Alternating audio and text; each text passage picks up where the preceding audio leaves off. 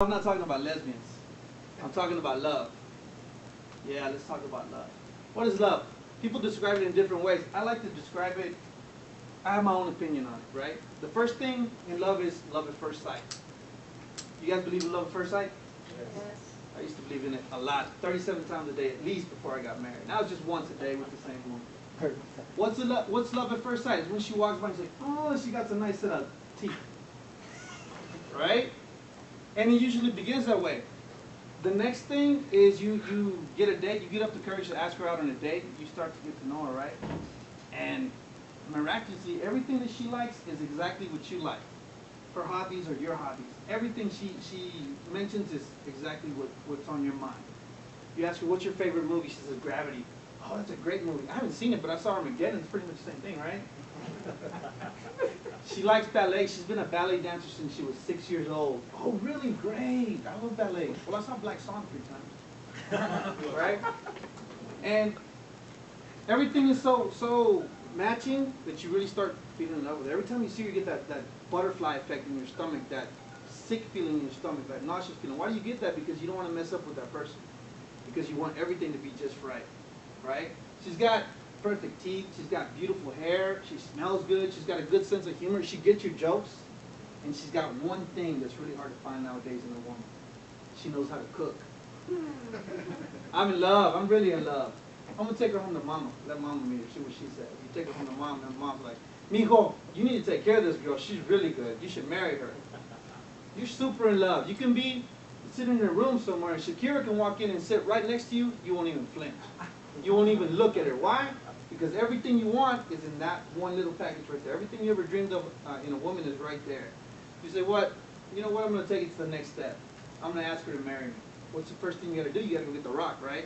Yeah. So you go to Cope. And you max out your credit card at Cope, right? And you get the ring.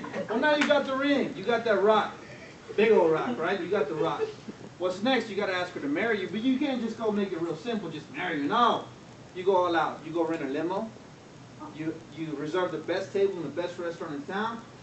You take her, and she's probably wondering, what's going on? You're sitting there, soft piano music in the background.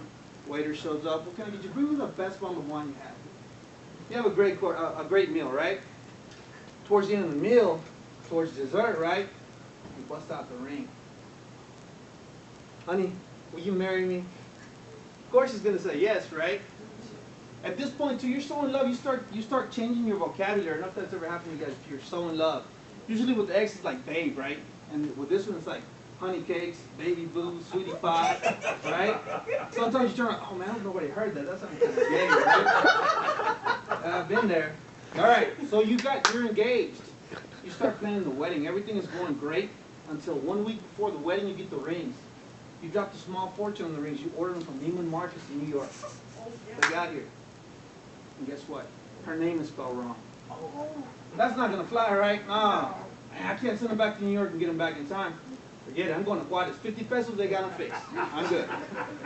All right, so the big day comes. Dun, dun, dun. You're at the altar. You think you're in love. I say you think you're in love because you haven't had the true test of love. What is that? That's when you get home and you start living with this person and have to share everything with them. And when I say everything, I mean everything. Remember how you were the king of the throne? That bathroom was yours? That bathroom now is a queen. She takes 45 minutes just to brush her teeth. King-size bed that you used to splash all over? You got one little corner now. No blanket. Remember how you used to save that little snack for midnight munchies? Well, now you go to the fridge at 3 o'clock in the morning for your slice of chocolate German cake. Guess what? It ain't there. Who do you think got it? Baby cakes, Honey Boo got it, right? They're stuck out. All right, that's all part of the fitting in process. The first few months, everybody's just minding their P's and Q's. You don't want to make the other person uncomfortable. You want them to think the best of you. Usually she falls asleep before, you usually fall asleep before she does. But one night you're up all night, pulling an all-nighter. 1 o'clock in the morning watching Chawana on Channel 12 with this dumb joke. She falls asleep before you do. And guess what? She snores. You're like, oh, no, what did I get myself into? But hold on, that's not everything. All of a sudden you hear a strange noise coming out from under the covers. Yeah, fellas, she farted. They do it too, they just hide it better than we do. See? All right. That part is when all the defects start coming out. And you're like, oh, what am I doing? I thought this person was perfect. And sometimes you want to abandon the ship. Don't do it. That person is perfect, but we've all got our little ups and downs, right? So hang in there with it. Hang in there with it.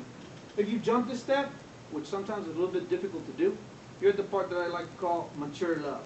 This is where the person knows you. You know them. You know what they like, what they don't like. You comfort each other in times of pain. You share each other's joys. This is where you really found your soulmate. You really found your other half. That yin to your yang, that's where you're at right there. If you can make it there, if you're lucky enough to make it there, take care of that love. Nurture it, feed it, never let it die. Not everybody is lucky enough to be that happy in life. All right. All right. All right, babe. You nailed it.